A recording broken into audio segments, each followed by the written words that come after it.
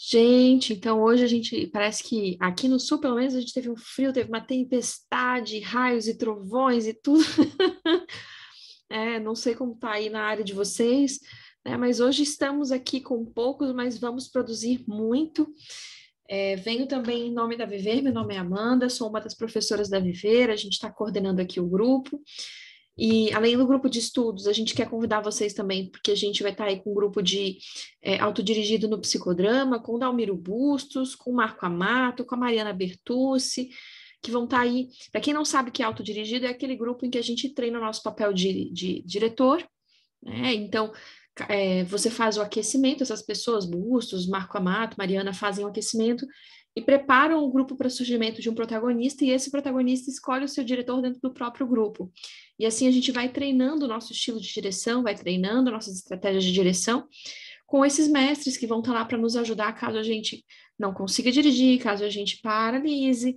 Então, vai ser uma oportunidade de vivência, processamento, e começa agora, deixa eu só vir aqui, começa agora no dia 23 de julho, né? A gente também está com uma nova turma de psicodrama, que está para início dia 29 de julho, e qualquer informações que vocês queiram adicionar é na vivermaispsicologia.com.br.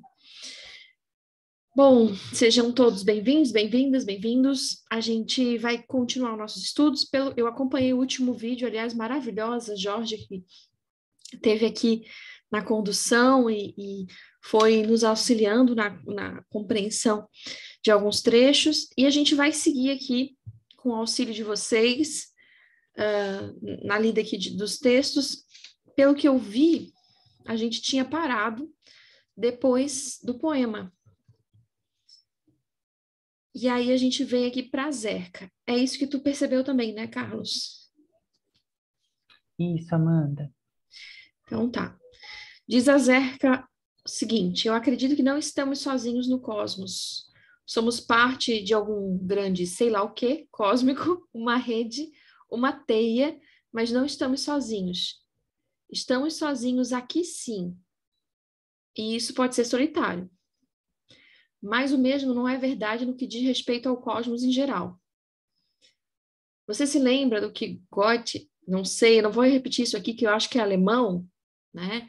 Que diz: estou solitário e não estou sozinho? Podemos nos sentir solitários e não estarmos sozinhos. Assim, na minha experiência em Riverside Drive, eu estava solitária e também sozinha. E qualquer pessoa com certo grau de sensibilidade já se sentiu dessa forma. Acho que todo mundo já passou por isso, né? Esse sentimento de solidão que independe de onde a gente esteja, esse sentimento que nos toma pela sensação de não encontrar lugar de pertença. Não quer dizer que a gente não esteja com pessoas, mas que a gente não se sinta pertencendo naquele espaço. E aí vem o sentimento de solidão que a Zerca descreve, né? Que é a ausência de pertença, não necessariamente estar sozinho. Só vou continuar um pouquinho antes de a gente parar. Aí a gente tem aqui os jornalistas perguntando: Moreno usava muito a realidade experimentar no palco? Zeca responde: quando um paciente chegava para ele e dizia que era Jesus Cristo, ele dizia: claro, Jesus, que ótimo, sempre quis conhecê-lo. Mostre-me como é a sua vida, eu realmente quero conhecê-lo. Conduza-me até a sua vida, o seu mundo. Aí eles perguntam: quando você via Moreno fazendo isso, o que você pensava? A Zeca: como ele ousa fazer isso? Isso é apavorante. Mas ele parece tão seguro de si, ele deve saber o que está fazendo. Eu nunca serei capaz de fazer psicodrama. Olha que, quantas vezes nós nos dissemos isso. Quero chamar atenção para isso aqui, ó. Eu nunca serei capaz de fazer psicodrama. A Zeca pensando quando via o estilo de direção de Moreno, né? Eu nunca serei uma diretora. Eu nunca saberei o suficiente. Nunca serei suficientemente sábia. Nunca serei suficientemente boa. Olha só. Eu simplesmente aprenderei a ser o melhor dos egos auxiliares. Aí ela continua dizendo: no entanto, cá estou eu, uma diretora de psicodrama. Então, uma pessoa realmente se desenvolve. É importante perceber que Moreno lidava com alguns pacientes psicóticos e neuróticos altamente perturbados. Mas sendo eu jovem vulnerável e acredito razoavelmente ignorante quanto às questões psiquiátricas, ainda com pouca escolaridade, não era assim que me haviam ensinado que a vida seria. No entanto, tenho uma irmã mais velha que é psicótica e com ela aprendi bastante sobre surtos psicóticos. Antes de continuar, a gente precisa muito olhar para isso, né? De que, meu Deus, quantas vezes a gente se viu nesse lugar da Zerca? Quantas vezes a gente fala, eu não serei capaz de fazer psicodrama? O que a gente está fazendo? A gente está dizendo que nosso psicodrama está sendo balizado no psicodrama de Bustos, no psicodrama da Rosa, no psicodrama da Amanda, no psicodrama da Vivi, no psicodrama de outra pessoa. Esse psicodrama a gente não vai fazer, porque esse psicodrama vem da história de vida do outro, das relações que ele teve. Eu vou fazer o meu psicodrama. E certamente todo mundo, né? Inclusive o Bustos fala disso. O estilo de direção da Zerca é muito diferente do estilo de direção do Moreno. Isso não fazia dela uma péssima diretora. Mas quando a gente está no psicodrama e a gente às vezes coisas acontecerem, né? As pessoas falam, nossa, parece mágica, parece magia, eu nunca vou conseguir fazer isso, como é que as coisas concatenaram, como é que aconteceu? Mas existe o fenômeno que é da realidade suplementar. Quando você está construindo no como se com um grupo, e você confia na produção do grupo, as coisas acontecem. Quando você é um diretor rígido, que tem o papel e caneta, está tudo ali, e não pode fugir nada do seu controle, você não consegue dirigir. Né? O nosso principal desafio é confiar na construção, né, nesse co-inconsciente, na construção coletiva da realidade suplementar. Aqui ninguém nunca passou por isso, né? Ninguém nunca se questionou se era bom, se não era bom o suficiente. Isso é uma coisa que fica só com a Zerca, né? A gente não faz isso porque a gente, né, já tem certeza que a gente dirige psicodrama. Amanda, eu fiquei aqui pensando todas as cenas durante a formação que eu ficava aqui pensando, será que um dia eu vou conseguir fazer isso? Será que um dia eu vou ter essa sacada, essa genialidade de entrar desse jeito na história e trazer insights e tudo mais? Eu fiquei aqui revisitando todas as cenas, assim, chega até a ser cômico. Uhum. Exatamente, exatamente. No canal do Sérgio Guimarães tem um vídeo que eu sempre passo na primeira aula que eu dou da formação em psicodrama, que é um vídeo que ele pergunta para a Zerca que conselho ela daria para os jovens estudantes de psicodrama. E aí a Zerca fala, sejam corajosos e ousados, porque ela fala que é difícil a gente seguir no psicodrama se a gente não for corajoso, né?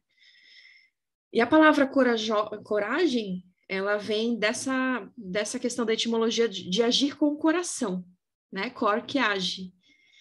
E de a gente poder se perguntar, tá inteiro na cena, agir com o coração. E às vezes agir com o coração significa criar com, né? E por mais louco que pareça, a gente vai criando com o protagonista, vai criando com o grupo, vai criando com as dicas que vão ser dadas pelo próprio grupo, enfim, nesse sentido. Alguma questão de vocês sobre esse trecho? Alguma colocação?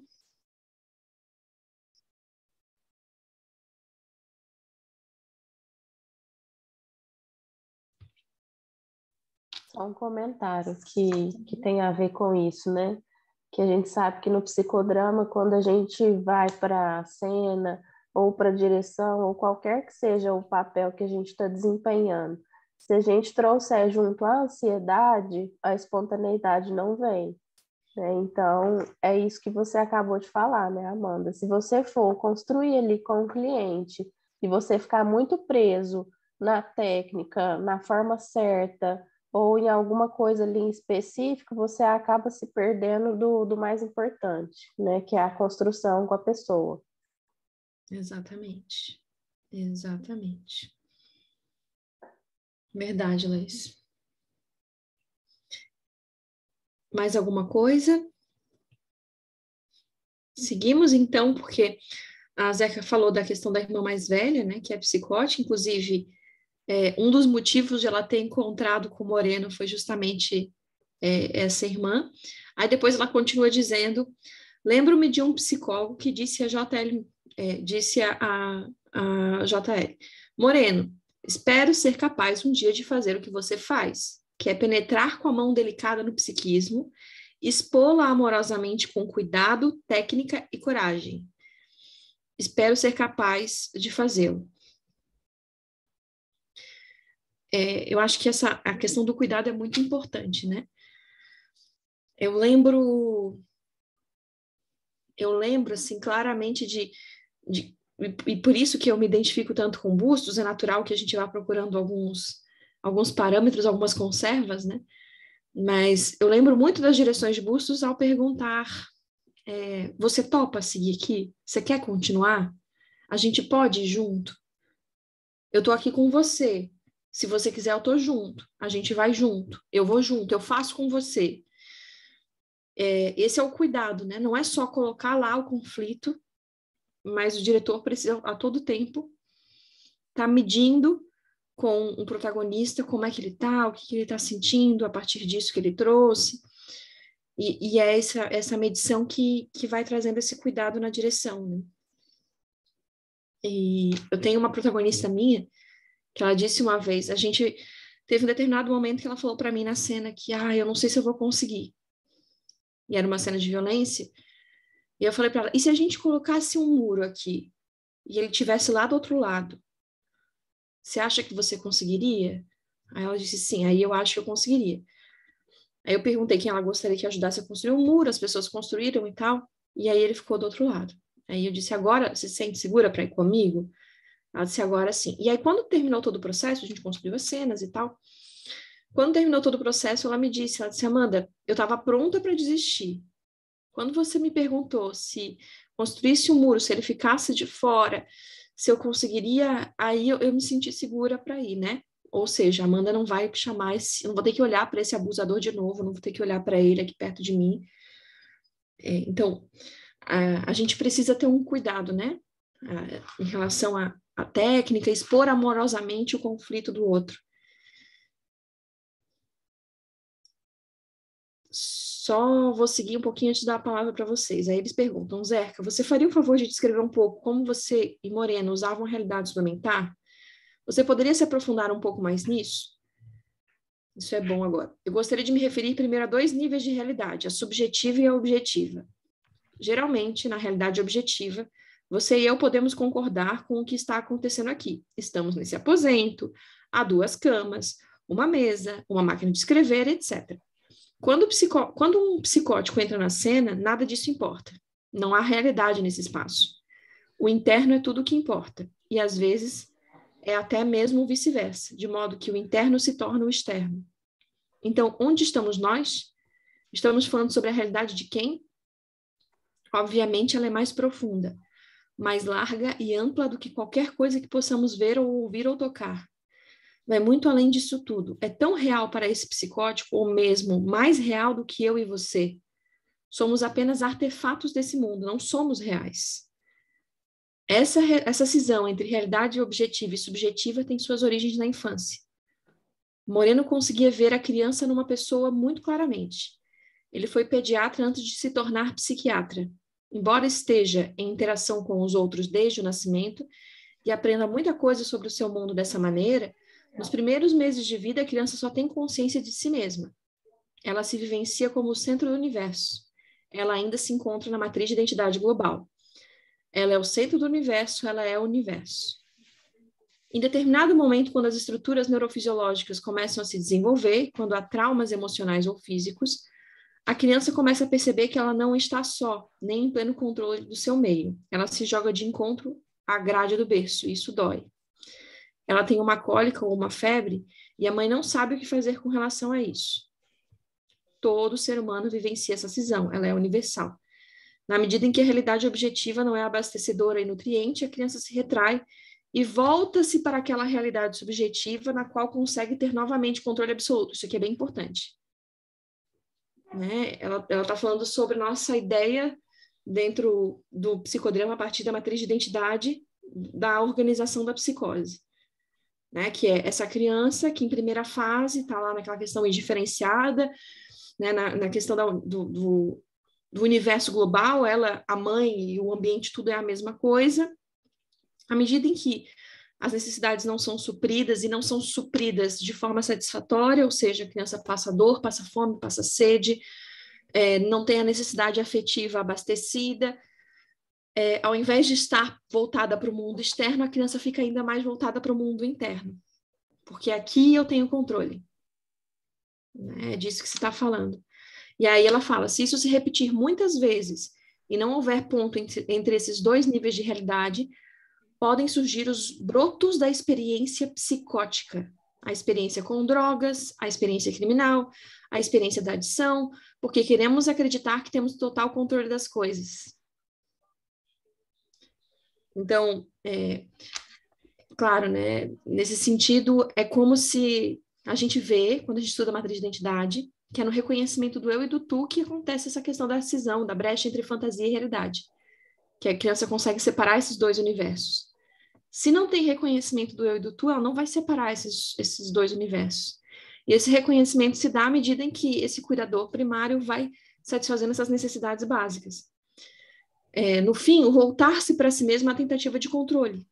Assim como o uso abusivo de substâncias também pode ser uma tentativa de retomada de controle, da restauração desse sistema de satisfação interno. Né? Então, nesse sentido que fala. Estou vendo que tem uma mensagem aqui no chat. Ah, tá. O Carlos fala dos papéis psicossomáticos, isso. Ao longo da construção dos papéis psicossomáticos. O que vocês pensam sobre essa organização da realidade objetiva, subjetiva, e onde que está ali o ponto broto para uma forma de experiência psicótica?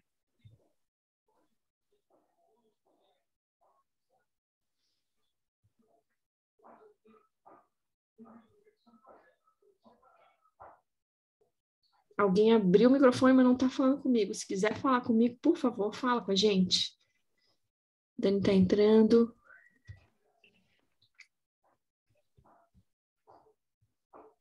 Vocês já atenderam pacientes com uma organização psicótica?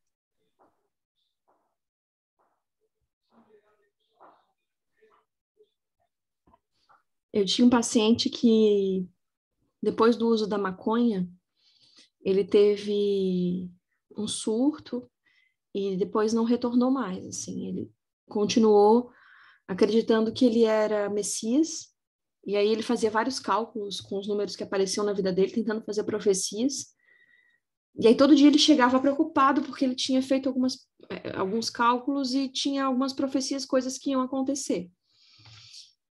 Então a gente tinha que ir para essa experiência, né, porque o que a Zerka está falando é que nesse ponto ele não enxerga, ele não está ali necessariamente vendo a cadeira, o chão, a mesa, isso tudo não faz parte. A realidade subjetiva dele se torna a realidade externa. Então, isso vai ficar maior, vai de dentro para fora. E quando essa realidade vai para fora, no caso do meu paciente, a gente construía cenas a partir disso. Então, eu dizia, tá bom. Então, vamos lá para esse... Quando acontecer, o que a gente pode fazer, então, para não acontecer? Porque você é todo poderoso, você tem poder, o que você pode fazer? Como que a gente pode fazer para que isso não aconteça, né? Uma das coisas que ele tinha medo é que aconteceu um grande acidente automobilístico, pelos cálculos que ele fez lá na cidade, que ele não queria que acontecesse, que ia ter o falecimento de uma criança, parará, tinha a data.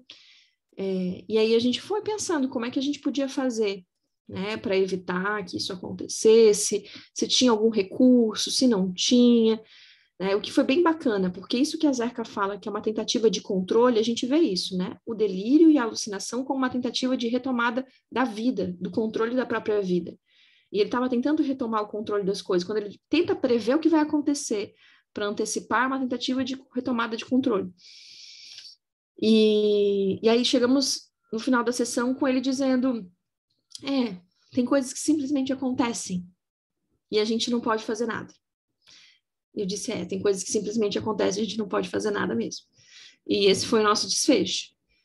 Então, quando a gente está dentro dessa organização psicótica, a gente precisa entrar dentro dessa realidade subjetiva de forma ainda mais aprofundada, porque ela se mistura àquilo que o sujeito está vivendo na realidade externa, né?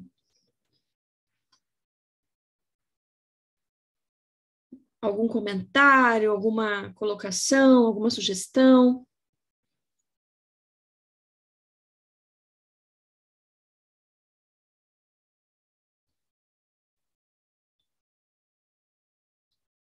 A Zerka continua dizendo aqui. Então, para Moreno, o psicodrama é a ponte entre esses dois níveis de realidade. Se isso significa entrar na subjetividade total daquela pessoa, é o que fazemos. E tratar de psicóticos tem tudo a ver com isso. Ter tido a oportunidade de passar por essas experiências pode possibilitar ao psicótico abrir mão delas e entrar novamente no mundo da realidade objetiva, que é exatamente o que eu acabei de descrever para vocês, né? Então, a gente vai passando por essas experiências, a gente vai deixando com que ele viva para que ele possa fazer esse retorno. Porque a gente precisa ter em mente que é uma tentativa de retomada de controle que já vem da matriz, de uma criança que não teve suas necessidades supridas, então é uma tentativa de retomada de controle através desses mecanismos de alucinação, delírio, às vezes no caso de uma brecha como a adição, né? Através do uso abusivo de substâncias. É muito louco, né? Porque a gente associa as pessoas que fazem uso de abusivo de substâncias e as pessoas psicóticas a descontrolados.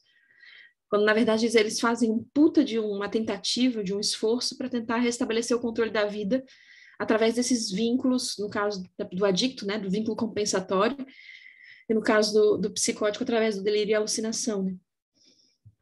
É uma tentativa absurda de tentar estabelecer o controle. Sem esse tratamento, muitos criminosos projetam a imagem de estar totalmente no controle do mundo exterior. Assim, eles não podem admitir que não têm o controle das coisas. De alguma forma, eles sabem que não o têm. Todavia, agem como se o tivessem, enquanto temem que possam ser presos. Muitos deles acabam sendo presos, mas alguns não. Quanto aos psicóticos, supomos que os que se recuperam por si sós façam uso de certas técnicas internas próximas às psicodramáticas para sair do mundo psicótico. Né? Ele entra dentro da realidade dele, né, da realidade subjetiva, e vai lá dar respostas. Ele cria com o delírio, ele cria na alucinação, e como ele está criando a partir dessas projeções, dessas imagens mentais, é muito parecido das nossas técnicas do psicodrama, né? E sobre os criminosos, que eu acho interessante também, a gente vê muitas pessoas que estão no crime nessa sensação de poder, de controle, como se elas estivessem no controle, como se elas estivessem no poder.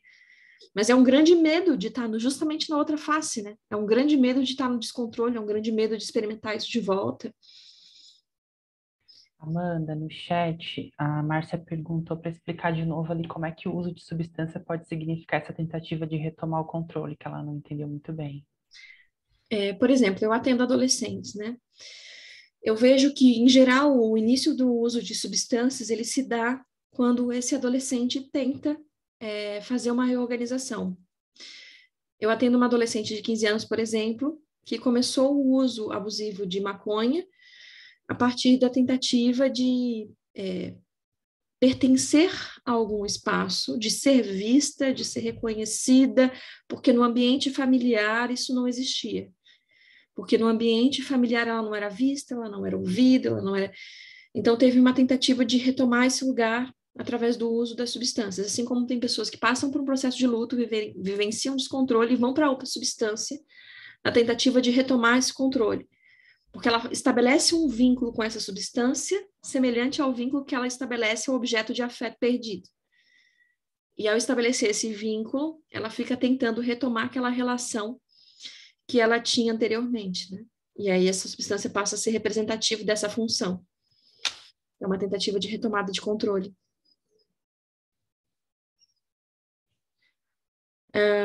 A Aline fala, sempre fico pensando o que fazer se encontrar alguém em surto psicótico no espaço público, tipo mercados, lojas ou algo assim. Via de regra, Aline, a gente não sabe se a pessoa realmente está em surto, se ela fez uso abusivo de substâncias, que às vezes também pode acontecer, né? Se você está no espaço público, às vezes a pessoa está sob o uso do crack, que traz algumas questões aí. E aí é importante também, porque como você está sozinho enquanto profissional e é uma pessoa que não está medicada, você fazer inicialmente essa aproximação sem que a pessoa esteja medicada é perigoso. O ideal, eu sei que em termos de saúde pública acaba não acontecendo por uma questão estatal mesmo, é acionar o SAMU, né? Enfim, porque se houver algum processo de internação, será feito através do SAMU. Eu sei que tem algumas cidades que é através da polícia, mas o problema, às vezes, com a polícia é que a gente sabe que é entendido de outra forma, às vezes é entendido de forma criminal, como, né, uma arruaça, perturbação à ordem pública, o que de fato não é. Então, quando possível, a gente aciona a questão de emergência, porque você não vai fazer o atendimento a alguém que não esteja em tratamento, medicado, que você não saiba quais as condições que essa pessoa se encontra. Mesmo quando você vai no CAPS, por exemplo, você está no CAPS atendendo como psicóloga, se chega uma pessoa nesse estado, geralmente é feita a medicação primeiro, com a equipe que está lá, e depois você passa a fazer o acolhimento, quando é uma situação assim de surto, né? Então, não se aproxima diretamente antes da medicação, que a gente não sabe se a pessoa ingeriu alguma coisa ou qual condição ela está, né? Tem uma colega que trabalha no CAPS, gosto muito dela, Kati, eu sempre cito ela. Teve um caso atendido por ela que foi isso, o cara quebrou a janela, com todas as janelas lá do CAPS com os punhos, né? E ela foi tentar, assim, de alguma forma prestar auxílio, ele empurrou, ela se machucou bastante, assim, então foi preciso bastante pessoas da equipe para conseguir primeiro iniciar a medicação para depois ele poder ser acolhido. Não é assim o fantástico mundo, igual Moreno atendendo a pessoa que se identificava como Hitler, né? Não é necessariamente assim. A gente precisa saber que a pessoa está medicada, que está mais organizada para poder até compreender, senão ela nem consegue te ver. Ela está tão dentro que ela nem te vê fora. Você passa despercebido.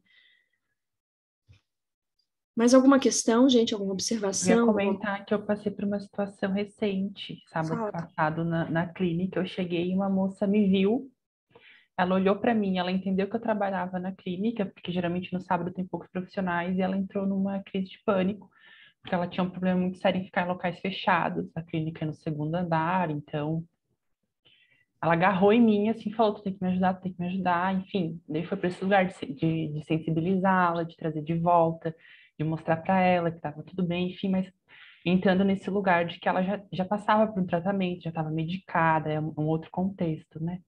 Exatamente. Exatamente. A Juventina no chat diz que trabalhou no CAPS Gaspar por 2 anos.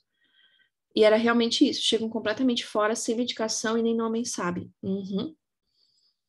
Exatamente. E aí é importante nesse primeiro momento do acolhimento, né? Até você se guarnecer, enfim, às vezes atender com a sua cadeira mais próxima da porta do que a cadeira de quem vai sentar, né? Esses cuidados que às vezes a gente precisa ter para, em situação de crise, poder acionar os colegas. Mas no caso, por exemplo, dos meus pacientes que eu atendi com esquizofrenia, todos eles estavam medicados. Esse menino que fez uso da maconha, quando ele chegou para mim, ele não estava medicado porque a mãe entendia que sempre, agora, é como se ele sempre estivesse chapado. E eu tivesse que ajudar ele a parar de fazer o uso da maconha. Demorou para ela entender que ele teve um surto, demorou para ela entender que talvez ele não retornasse, demorou algum tempo, assim. Então, eu tive que ir muito na beirada com ele, assim, não ia acionando nenhuma situação de alarme, eu fui olhando, perguntando do caderno, eu não fazia nenhuma anotação para não gerar nenhum pensamento persecutório, então, eu ficava ali o tempo todo, quando ele estava muito focado em um ponto, eu perguntava se tinha alguma coisa incomodando, até que a gente conseguiu que a mãe compreendesse para fazer o acompanhamento. Exatamente. Tem que ter porta de fuga para o profissional, caso necessário, pois muitos vão armados. Exatamente. Exatamente. Rafa ia falar alguma coisa? Oi, sim. Quando você falou, a pessoa nem vê que você está ali, ela não consegue ver nada na frente. Eu associei a situação de crise, né? Quando uma pessoa está em crise, não necessariamente um psicótico, né? A pessoa sai de si, parece que você fala e aquilo atravessa ela, né? Não faz sentido, ela está fora da realidade. Eu fiquei pensando, né, no atendimento a uma pessoa que está em crise, né, no acolhimento, às vezes com paciente, às vezes não necessariamente com paciente, né, às vezes até com familiar acontece, né, quem nunca passou. Exatamente, exatamente. Que é aquele momento que a gente precisa tanto dos nossos recursos internos, a gente está tão voltado para aquilo que a gente está resolvendo internamente, que é difícil dar uma resposta externa, né? A gente vai ficando com pouco recurso. Mais alguma colocação? Ela continua aqui dizendo que houve um exemplo no Colorado há alguns anos em que levaram delinquentes juvenis graves até a sala da cadeira elétrica, dando-lhes um choque psicodramático nu e cru. Eita! E em cada grupo que levaram lá, o guarda correcional dizia aos jovens: se vocês continuarem nessa vida, é aqui que vocês vão acabar. E é impressionante como isso continua, né? Nos programas de TV, né? Leva os jovens lá, nos realities, algumas coisas não mudam. Eu ia falar bem desses, Amanda.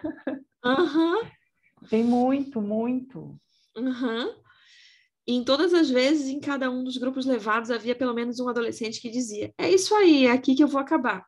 Parece que eles sabem melhor do que ninguém, mas não conseguem fazer melhor. Não adianta, né? A lógica punitiva não faz sentido. Não faz sentido de forma nenhuma. De fato, o sujeito ele não parece não encontrar um recurso para conseguir responder diferente. E nesse caso, quando eles faziam, entre aspas, uma projeção para o futuro meio pessimista, né, trazendo já uma ótica de que a pessoa vai continuar nesse estado, reforça aquele papel conservado daquilo que o sujeito já sabe de si, né? Enfim. Eu tenho feito muito no consultório quando eu percebo que, por exemplo, o adolescente não consegue se projetar para o futuro ou que não consegue se imaginar numa outra realidade, eu digo para ele, olha, por exemplo, que seja Maria, olha, Maria, eu vou te apresentar uma pessoa que você não conhece ainda. Deixa eu te apresentar a Maria daqui a 5 anos. Aí eu entro na Maria de 5 anos. Eu digo, olha, então, você lembra quando a gente estava fazendo terapia com a Amanda? Tava difícil, né? Tava difícil. Mas a gente saiu. A gente saiu, a gente chegou a se formar na escola, a gente conseguiu, a gente está até trabalhando, você sabe? Lembra que a gente queria trabalhar? A gente já está até trabalhando. Não vou te dizer que foi fácil, mas a gente conseguiu. Então, eu entro nesse eu do futuro, né, muitas vezes, para que justamente para fazer uma. Aí, vejam, isso é uma interpolação de resistência. Porque eu estou apresentando ao sujeito um papel que não complementa a realidade dele, que quebra a lógica daquilo que ele vem apresentando até então, que quebra a lógica daquilo que ele tem feito até então, né? E nesse sentido, que a questão da cadeira elétrica ou levar a pessoa para ver a penitenciária não vai fazer nenhum sentido, só reforça o papel conservado que se tem. Ai, que desgaste, gente. Parece, às vezes, né? Eu tenho alguns pais que fazem isso. A tua tia fulana, tu quer terminar igual a tua tia fulana? Pobre, não sei o que lá, um filho. Ou senão o primo que já foi preso, daí puxa toda a conserva para si, e a pessoa, tá bom, é isso que eu quero, que vai ser para mim mesmo. Então, vocês estão falando, é só o que eu consigo ver que eu tenho disponível para ser. E como mistura muito, como as pessoas que têm essa dificuldade de reconhecimento do eu e do tu misturam muito realidade interna com realidade externa, isso começa a fluir, isso começa a se misturar muito forte. Muito forte. O que é dito sobre ele, o que falam sobre ele, isso vai impregnando, porque ele mistura a realidade interna com a realidade externa, né? Todas essas pessoas muito indiferenciadas, que tiveram uma falha nesse cuidado primário, enfim. Alguma colocação, algum exemplo, algum caso que vocês queiram trazer para ilustrar? Estão muito quietinhos, povo.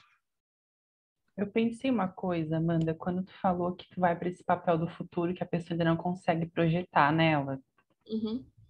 Se ao mesmo tempo que é uma interpolação, concordo contigo, se também não é um lugar de tu demarcar que esse papel existe. Talvez ele não tenha ainda uma voz, não tenha um corpo, não tenha um jeito, mas ele existe. Que já, de alguma maneira, seja uma conserva inicial do papel, sabe? Demarcar que existe uma Mariazinha de 40 anos em algum lugar. Usa o conceito que tu criou, Carlos. Qual? Aliás, amanhã, se eu não me engano, o Carlos vai fazer... Dia 23. Dia 23. Vai fazer a qualificação da monografia dele de nível 1, vai ser bem boa e ele vai trazer um conceito novo para o psicodrama. Ixi, não faz muita propaganda ainda, só depois da qualificação. Só depois da qualificação a gente faz a propaganda, mano. Mas faz sentido isso, né? Faz, que na verdade tem a ver com o que tu traz de conceito de conserva criativa. É. Né? Que é essa conserva que te permite criar. Isso é um conceito que o Carlos está trabalhando. Essa conserva que é o ponto de partida para a ação espontânea. Essa conserva que a gente precisa ajudar o nosso paciente a criar para ele poder, a partir dali, assumir as rédeas da própria vida. Faz mostrar que existe ainda em algum lugar. Uhum. Exatamente. Caso vocês não tenham ouvido, dia 23, às 19 horas. Eu mando o link no grupo do Recria, para quem quiser participar. Isso aí. Nós já estamos no capítulo 7, vejam só. O psicodrama e a técnica do espelho deliberadamente distorcido. A técnica do espelho é aquela em que o protagonista é retirado do palco e substituído por um membro do grupo que assume seu papel na cena selecionada. O protagonista assiste à ação. O propósito do uso dessa técnica é possibilitar que o protagonista não esteja pessoalmente envolvido na ação, que ele possa ver a situação como um todo a partir de uma perspectiva distanciada, e não a partir do ponto de vista do envolvido.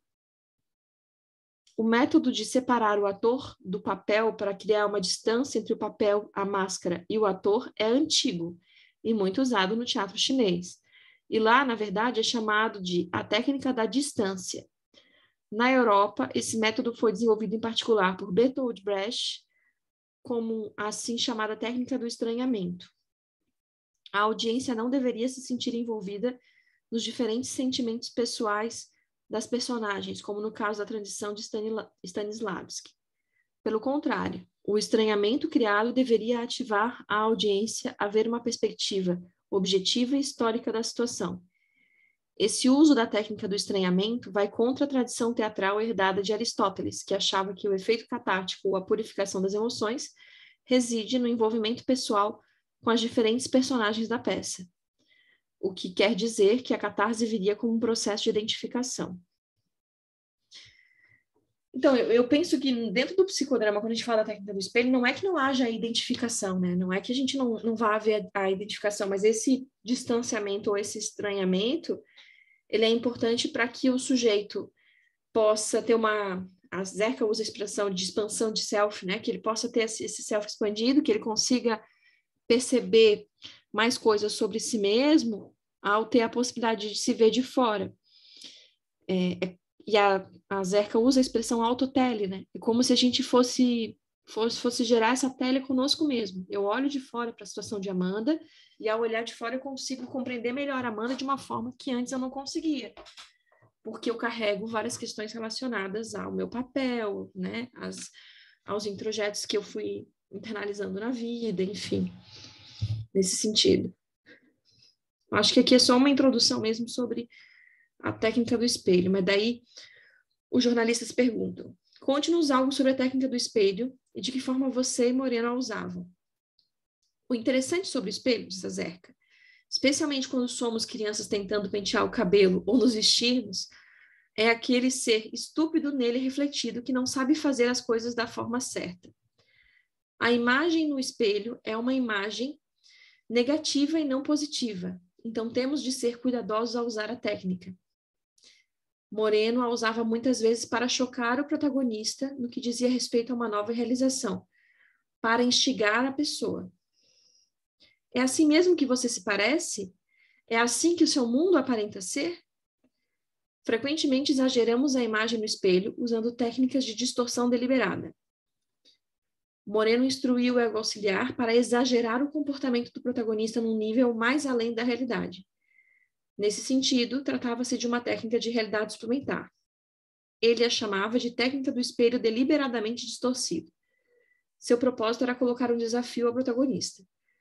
No entanto, a importância da técnica estava no fato de que dávamos ao protagonista a oportunidade de corrigir o espelho, tanto por razões de salvar as aparências quanto de autocura.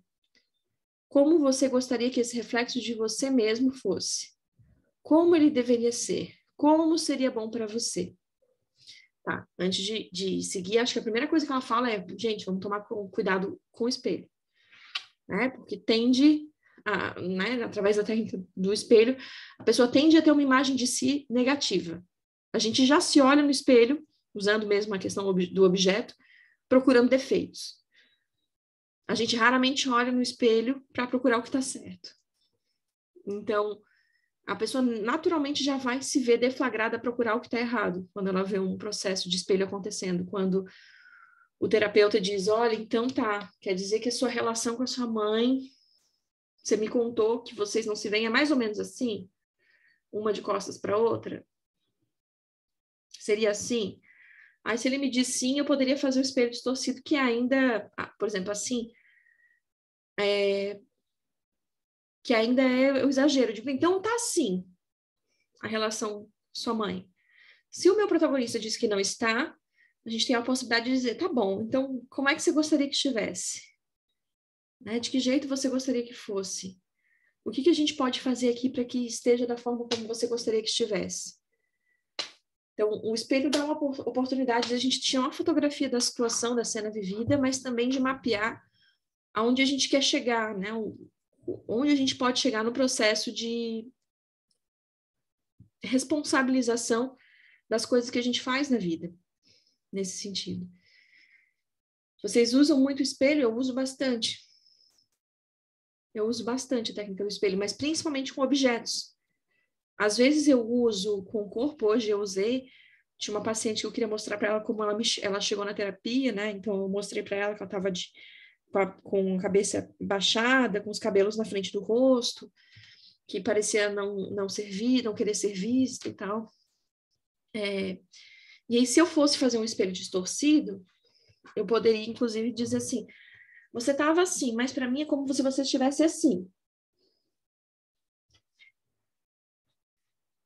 Perguntaria se faz sentido, se de alguma forma ela gostaria de mudar alguma coisa nesse espelho, mas é como diz a Zeca, a gente precisa tomar muito cuidado porque há uma tendência de a gente ter uma visão negativa de nós mesmos, né? A Laís disse que tem um pouco de dificuldade com as técnicas nos atendimentos online. Eu faço assim como eu estou fazendo mesmo, né? Eu tenho os bonequinhos, então às vezes eu uso meus bonequinhos para fazer o espelho.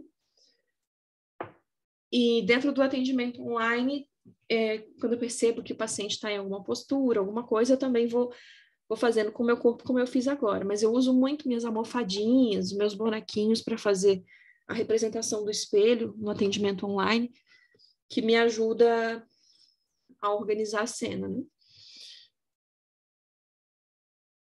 Mais alguma colocação, gente? Alguma coisa sobre o espelho distorcido antes de a gente seguir? E agora ela vai falar da técnica.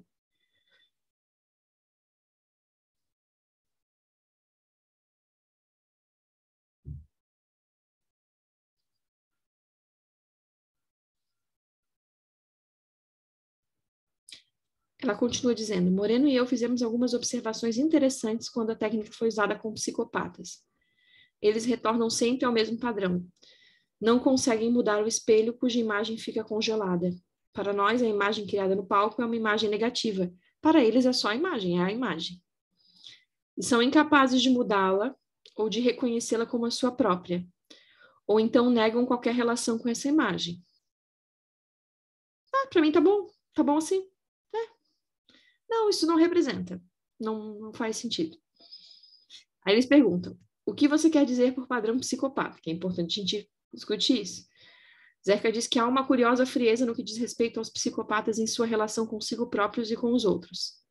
Eles sabem descobrir os pontos vulneráveis do outro, fazem uso deles, brincam e extraem o que desejam dele. Eles têm muito pouco senso de obrigação com relação a isso, mas não creio que lhes falte totalmente um senso de superego, porque quando são colocados numa inversão de papéis relevante, olhando para si próprios, são capazes de ver suas falhas e podem ser severamente críticos.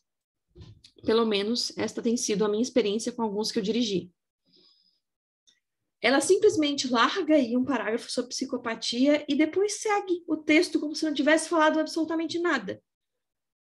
Né? Ela faz isso em alguns trechos aí, né? Ela simplesmente larga algo sobre psicose, larga assim, e depois ela segue falando sobre outra coisa. Agora ela largou alguma coisa sobre psicopatia e segue falando sobre outra coisa.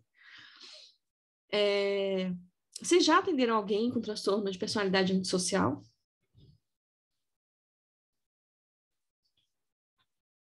Eu já. Amanda, eu atendi um jovem, né, de 25 anos, e ao longo do processo eu fui percebendo algumas coisas no comportamento, no olhar, na calma e demora para responder, né, as perguntas, observando muito, os olhos falavam muito para mim, né, era um olhar diferente. E aí, finalizamos, eu tive que interromper a sessão com ele, porque ele acabou fazendo coisas na sessão que foram extremamente de manipulação, de brincar, né? E eu acho que ele sim tinha um transtorno narcisista, né? E perverso, porque ele tinha prazer em sorrir e demonstrar isso. Ele fez isso algumas vezes. Então, isso me chamou a atenção. O que ela descreveu é exatamente como eles são. Né? Exatamente.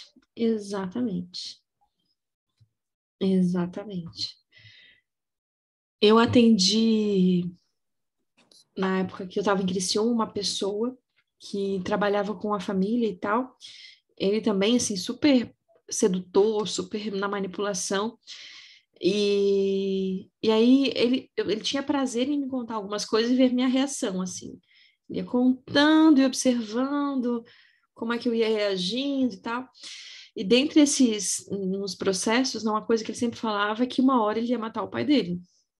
Que menos dia, mais dia, ia chegar um momento que ele ia matar o pai dele. E aí, na nossa sessão, a gente construiu essa cena, né, da morte do pai e tal. E aí eu disse, agora, né, ele matou o pai, o que você vai fazer? Aí, de repente, ele ficou com um olhar vazio, assim, e ele disse, não sei. Eu não sei o que eu vou fazer, eu não sei o que eu vou fazer aqui. Agora por diante, eu não sei o que eu vou fazer. E aí eu fui com ele, em que outros momentos da vida ele se sentiu assim, sem propósito, vazio, parará. E veio uma coisa da relação dele com o pai, com esse pai, assim, super perfeccionista com ele mesmo, um pai que não aceitava, né, a média, que ninguém fosse na média, um pai super rígido. E ele, não, a mãe não participou, né, do processo da criação dele. E ele trouxe isso, assim, de que nossa, então eu tô sem propósito igual quando eu era criança e meu pai dizia para mim que eu não prestava para nada. E aí ele acessou, não prestava para nada. E aí a gente foi lá para a criança que não prestava para nada, foi. E aí eu comecei a ver alguma emoção genuína. Eu acho que isso que a Zerka fala. Né? Eu também não acredito que falte completamente uma instância de regulação, de dever, de moral, né? Mas eles têm muita dificuldade de acessar. E aí, claro que eles vão negar como um espelho. Elaine, quer contribuir?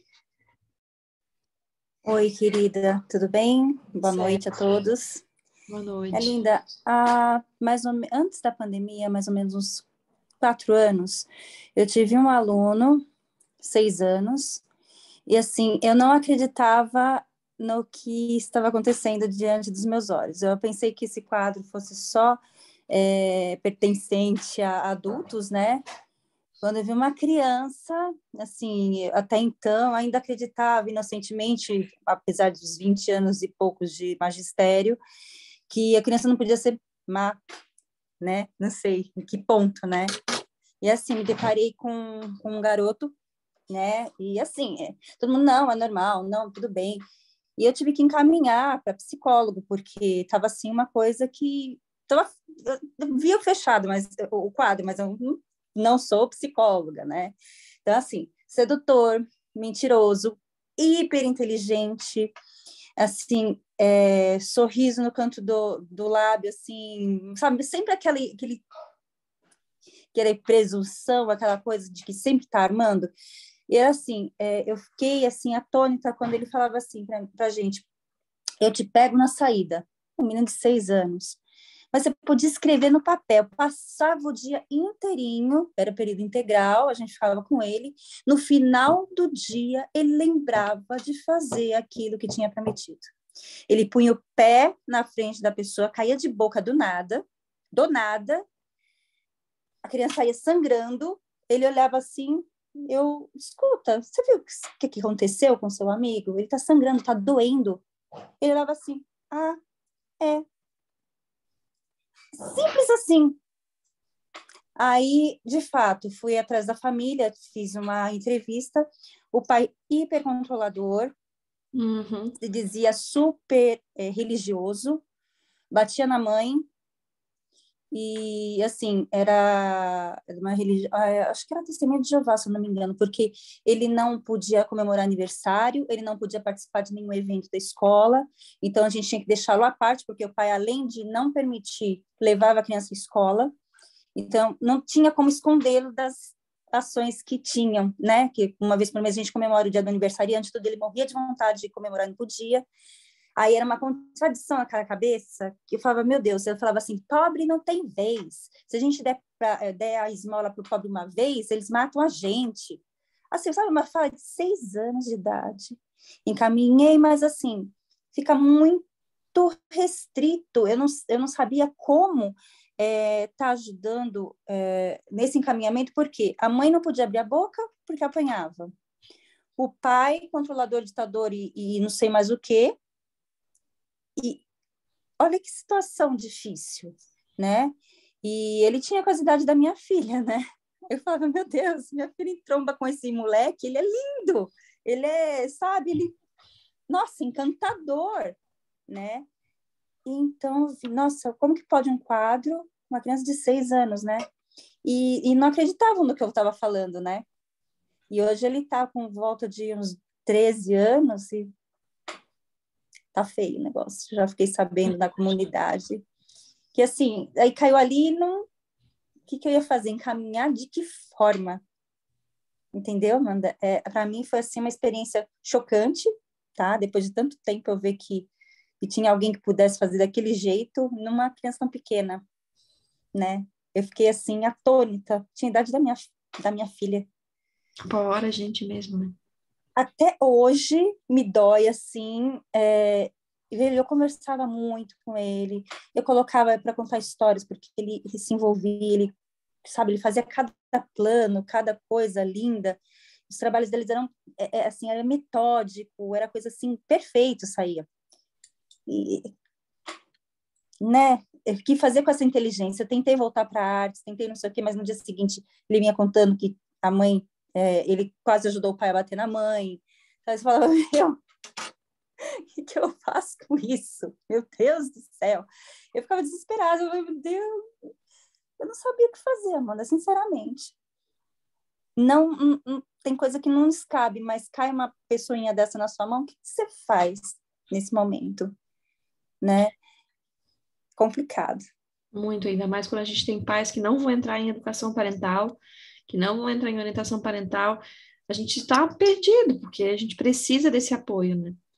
Esse meu paciente, depois eu me mudei de Criciúma, e ele continuou sendo atendido. Ele continuou sendo atendido, foi uma coisa que eu falei para ele, você tem que ser atendido pro resto da vida, né? Não dá para você cessar a psicoterapia, não é um caso que dê para cessar. A gente chegou a um ponto de que a gente discutiu o diagnóstico. Com ele mesmo. Eu discuti com ele o diagnóstico. No começo ele ficava puto, assim, né? Ele disse que principalmente da questão das tendências narcisistas e tal. Ele dizia, não, em hipótese nenhuma, eu sou altruísta, você não vê meu engajamento com a empresa, que ele tinha toda uma questão social com a empresa. Né? Uhum. Muito bem visto. Era uma pessoa muito bem vista. Então, e sempre ele dizia assim, né? Sorte a minha, né? Que tem o sigilo entre paciente e terapeuta. Sorte a minha que tem o sigilo, né? Eles têm uma autoestima intocável. Ele gozava disso, de poder imaginar que eu conhecia coisas dele e eu sabia coisas dele enquanto ele aparecia em outdoors que outras pessoas não conheciam. Enfim. Antes da gente encerrar, de falar sobre isso, essa definição da Telle, da Zeca, eu não posso deixar passar batido. Que ela fala da Telle como gostar, dizendo que o gostar e o amar existentes em alguém. Daí ela diz, às vezes a gente ama alguém, mas não gosta dele, vice-versa. Para termos uma Telle plena, as duas coisas precisam fluir juntas, gostar e amar. O gostar é uma apreciação do outro. O amar é ver a ele ou ela com faltas e falhas e ainda assim amar e ver a beleza nessa pessoa. Isso, penso eu, é algo que o psicopata não vivencia, a parte da beleza. Ele pode ter acesso a você, mas é primordialmente de forma fria e sem qualquer sentimento mais profundo.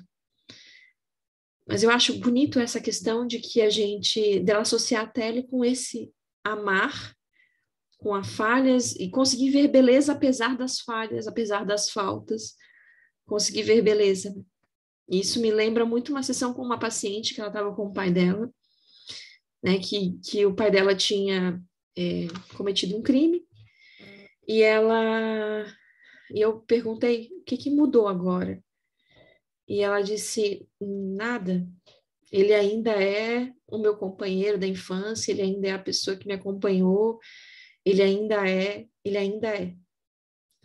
Né? Não muda. Não quer dizer que ela deixa de ver, tanto que a gente passou a sessão toda discutindo a dor do que tinha acontecido.